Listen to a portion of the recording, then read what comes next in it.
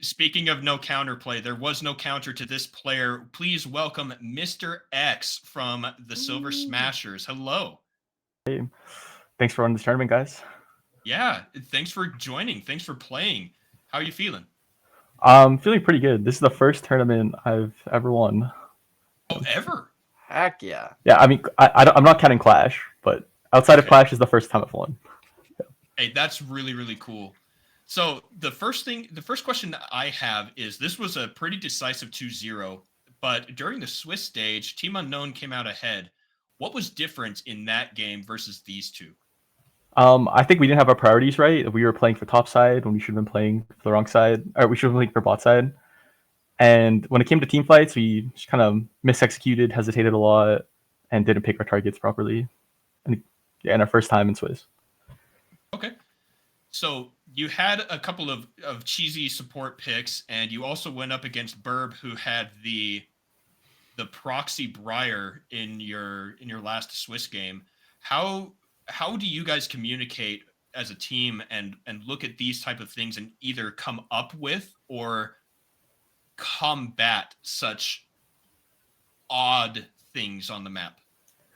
When it came to dealing with the proxy farming, we kind of just kept our priorities straight. Like we knew we wanted to get Rook ahead, and wanted to make sure that our jungler didn't fall too far behind. So we spent time tracking Briar, trying to make sure our jungler could get camps, and kept playing for Rook. And when it comes to coming up with ideas for supports, well, it's kind of all Yoshiji. You know, he plays it, and we let him lead those games. Okay. So Yoshiji also played the Mel in game number one. What was the thought behind the role swapping?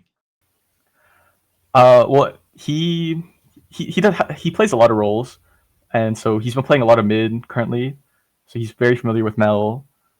Uh, we picked Mbessa first because we knew it was going to be a flex pick, and then we thought, well, we can keep our guys guessing more and pick Mbessa so they think the Mbessa's going top. We pick Mel so they think the Mbessa's going top for sure, and then we still have options on what we can pick mid and bot lane.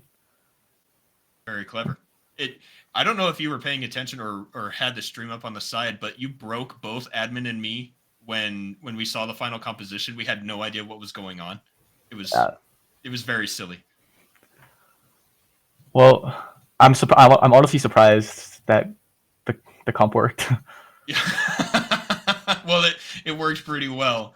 And speaking of working well, this last game in particular, you know what? We're not going to talk about that. Your plan in game number one was to get Rook ahead, I think, again. I think if I remember right, it was 18-0 on the Aurora. How were comms during that when fight after fight after fight you just came out so far ahead? Well, the communication wasn't super crazy. After we won a fight, we kind of just take a step back, think, what do we want to do next? Whether it's like keep fighting if there's still people up, or what objectives we should take, what lanes should you push. I don't know. I feel like we kept pretty level head throughout all of our communication. Good, good. T-Van, any questions from you?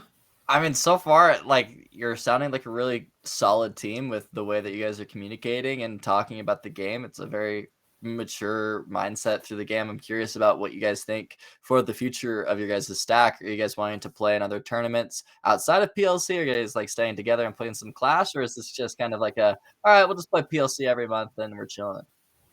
Well, we look for other competitions to play in when we can, but PLC is kind of one of the more consistent ones, and there aren't too many open entry tournaments for our skill level. We don't. I don't really know if we have plans to play with this five stack again. You know, earlier in the tournament we had a different support, but she had to leave and she's a role swap. Like the Silver Smashers is five people normally. Out of the people that played today, our support earlier in Swiss, EJ Crafter and I are the only normal, consistent people on the Silver Smashers. So, Interesting. yeah. Well, Okay. I mean, you guys played really well as a team. It felt like a very fluid roster. So it would be cool to see you guys play more often with this with this kind of roster. Or I mean, I'm sure the old roster will come back soon. But it was cool to see you guys, and I hope to see you soon in March as well. Yeah. we'll try to make it to that one too. We hope to see you.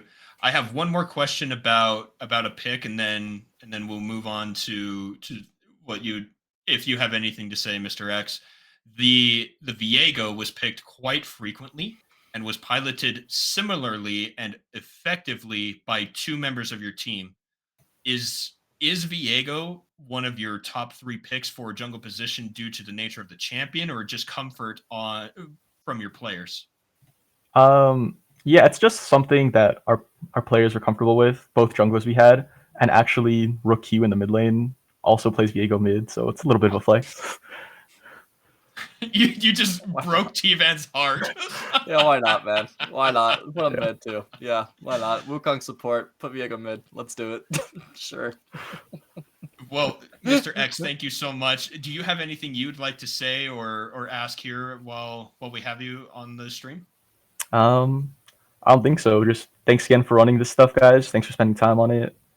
I don't know. I watched parts of the stream today, and it seemed like pretty high quality for a local run tournament that's free entry. So good stuff to you guys. Well, thank you very much. All right, everybody. Mr. X, thank you again for jumping on here. Congratulations on the win, and we hope to see you again in March.